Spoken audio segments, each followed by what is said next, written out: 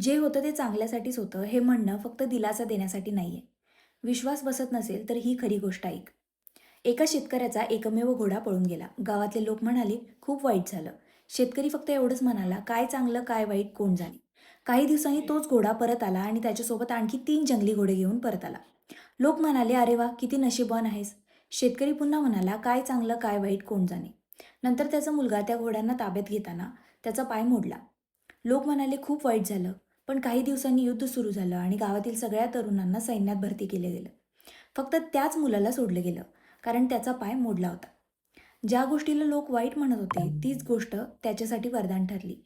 आणि ज्या गोष्टीला चांगलं म्हणत होते, तिच्यामुळे पुढची अडचण झाली. म्हणून आयुष्यात एखादी गोष्ट मनाविरुद्ध झाली, की लगेच तिला वाईट ठरवू नकोस. कारण कधी-कधी बंद झालेली वाट दिसते ना, ती तुला चुकीच्या रस्त्यावर जाण्यापासून वाचवत असते. त्यामुळे काहीही घडलं तर लगेच चांगलं किंवा वाईट ठरवू नकोस.